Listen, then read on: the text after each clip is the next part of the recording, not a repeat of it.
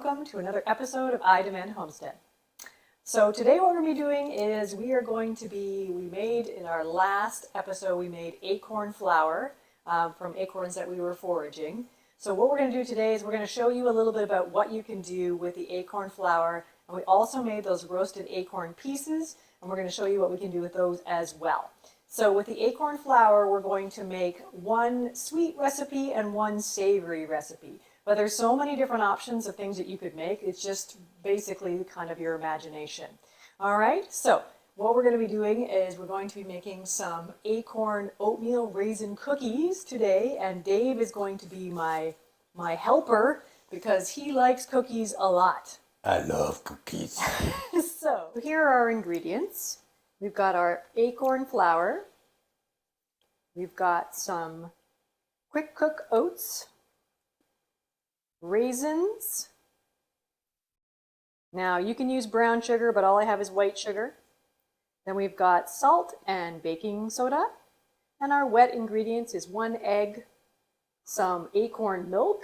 You can use regular milk or any plant-based milk that you like. And then melted margarine or butter. So Dave is going to start by mixing our dry ingredients. Okay, Dave, why don't you put in the 1.5 cups of acorn flour. Okie dokie. Then we are going to put in half a teaspoon of baking soda and salt. All right, then we're going to put in our 1 cup of sugar. And then we're going to put in our 1 3/4 cups of oats. Yep. All right, and then 1 cup of raisins. We're going to mix all that up. Okay. Okay. Now we're going to add our wet ingredients, including 1 egg, a half a cup of melted margarine or butter. You could also use coconut oil if you want it. And then a half a cup of milk. In this case, we're using our acorn milk that we made when we made the acorns. And then we're going to stir it all up into a nice batter. Okay, and now what we're going to do is we are going to drop this kind of by tablespoonfuls onto our lined baking sheet or our greased baking sheet.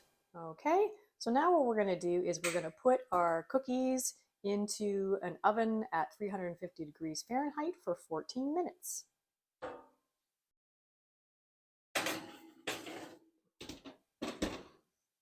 And here are our finished cookies.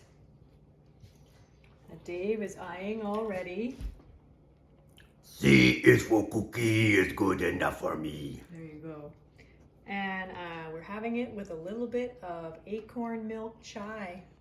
Okay, so the next thing we're going to make is a more savory recipe with our acorn flour. And just because I forgot to mention it, these 2 recipes and a whole bunch of other recipes are in this book called Acorn Foraging by Alicia Bayer. Lots of really great and like diverse recipes in here, all the way like from polenta to acorn meatballs to how to make roasted acorn coffee. All right, so let's take a look at our ingredients for our crackers, which are the next thing we're going to make today. So the basic set of ingredients for the crackers is 1 part acorn flour or acorn meal, 1 part regular flour or gluten-free flour or whatever kind of flour you want to use, and 1 part water, okay? And then to this, you can kind of add whatever extra toppings you want. Today, I'm going to be putting on some sesame seeds, okay? And then some salt on top of that. And then I'm going to drizzle over top of it some sesame oil.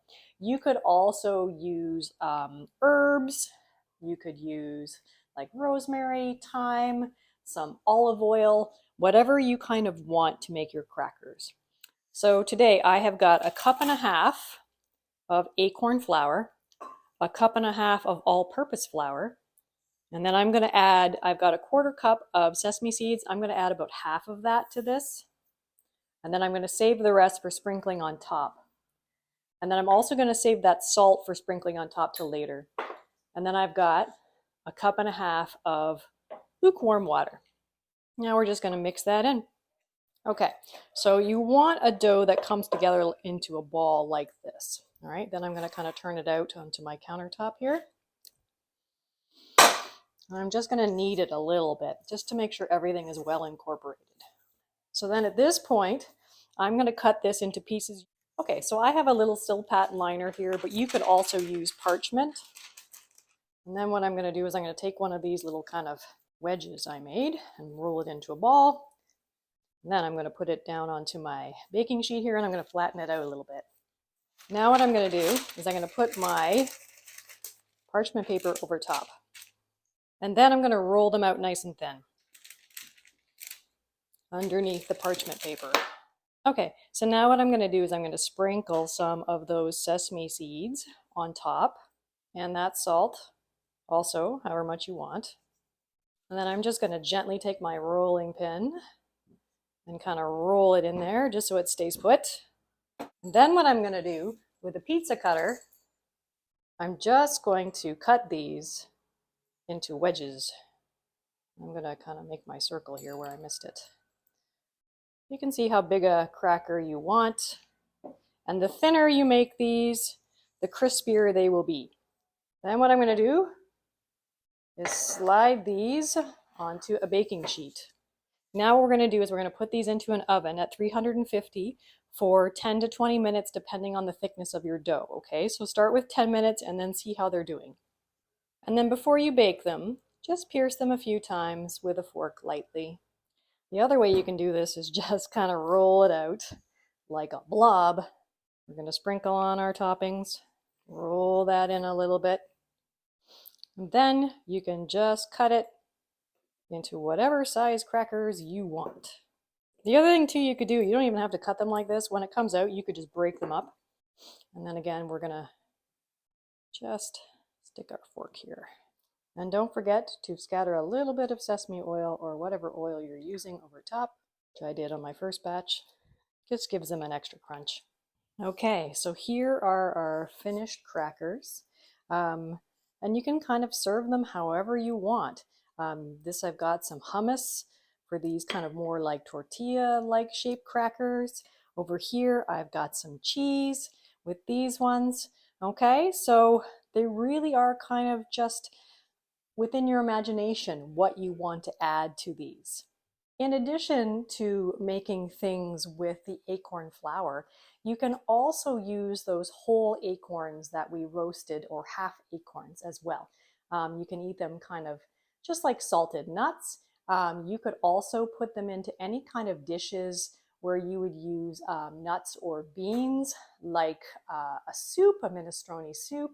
I've also used them to make a beef stew here, which in addition, I put in some carrots, some turnip, and fresh garlic, fresh onions. Okay, so they make a really nice complement to a lot of fall flavors, and that's, it makes them absolutely perfect. So I hope that you enjoyed this episode of I Demand a Homestead. If you did, please feel free to press the subscribe button and the notification bell so that you never miss another one of my videos. All right, everybody, have a great day. See you later. Goodbye.